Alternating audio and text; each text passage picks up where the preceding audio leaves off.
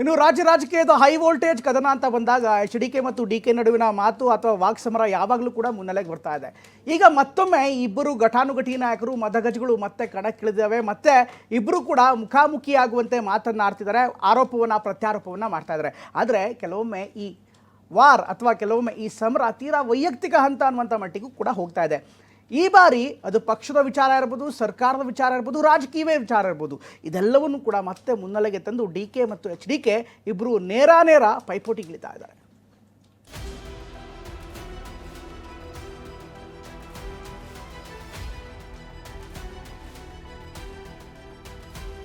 ಕರ್ನಾಟಕ ರಾಜಕೀಯದ ಇತಿಹಾಸ ಕೆದಕುತ್ತಾ ಹೋದ್ರೆ ಸಾಕಷ್ಟು ದಿಗ್ಗಜರ ನಡುವೆ ನಡೆದ ಯುದ್ಧ ನೆನಪಿಗೆ ಬರುತ್ತದೆ.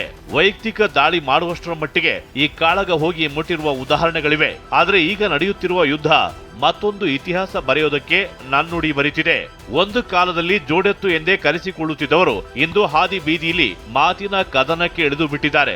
ಅದೆಷ್ಟರ ಮಟ್ಟಿಗೆ ಅಂದ್ರೆ ಈ ಮಾತಿನ ಘೋರ ಕದನ ಈಗ ವೈಯಕ್ತಿಕ ನಿಂದನೆ ಮಾಡುವಷ್ಟರ ಮಟ್ಟಿಗೆ ಬಂದು ನಿಂತಿದೆ.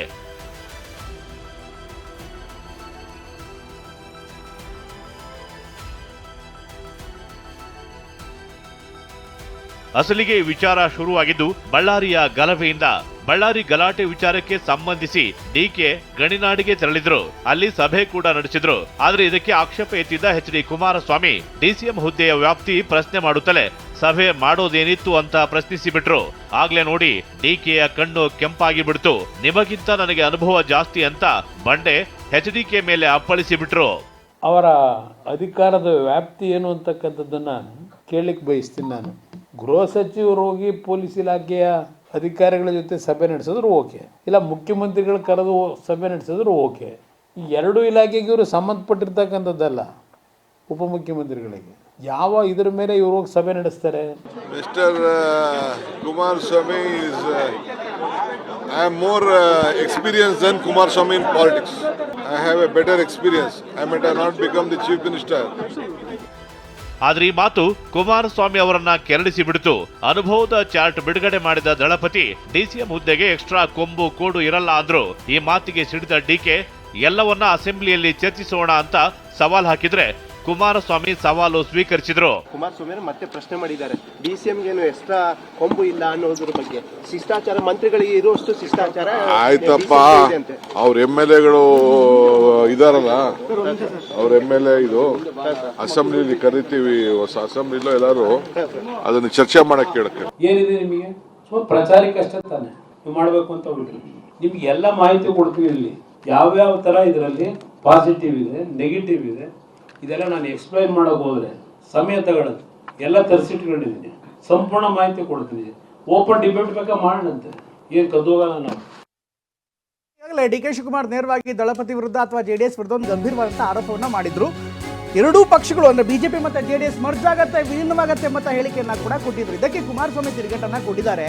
ಇವತ್ತು ಮನ್ರೇಗಾ ವಿಚಾರವಾಗಿ ಅಥವಾ ಜಿ ಬಿಲ್ ವಿಚಾರವಾಗಿ ಮಾತಾಡ್ತಾ ಇರುವಂತಹ ಸಂದರ್ಭದಲ್ಲಿ ನಮ್ಮದು ಅಂದ್ರೆ BJP ಮತ್ತು JDS ನ್ಯಾಚುರಲ್ ಅಲಯನ್ಸ್, ರಾಜ್ಯಕ್ಕೆ ಒಳ್ಳೆಯದಾಗುವಂತ ರೀತಿಯಲ್ಲಿ ತೀರ್ಮಾನ ಮಾಡ್ತೀವಿ, ನಮ್ಮಲ್ಲಿ ಯಾವುದೇ ಗೊಂದಲಕ್ಕೆ ಅವಕಾಶ ಕೊಡಲ್ಲ ಅನ್ನುವಂಥ ಮಾತನ್ನ. ತುಂಬಾ ಇಂಟ್ರೆಸ್ಟಿಂಗ್ ಆದಂಥ ಅಬ್ಸರ್ವೇಷನ್ ಇದು.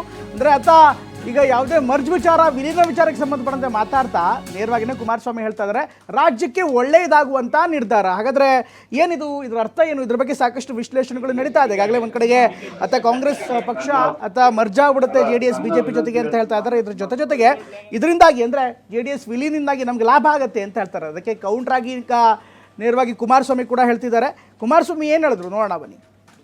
ಧನ್ಯವಾದ. ಬಿಜೆಪಿ JDS ವಿಲೀನ ಆಗುತ್ತೆ ಅಂತ HDK ಹೇಳಿದ್ರು. ಈಗ ಎರಡೂ ಪಕ್ಷದ ನಾಯಕರು ಇದ್ದೀರಾ, ಏನ್ ಹೇಳ್ತೀರಾ? DK ಇವತ್ತು HDK ಅಲ್ಲ, DK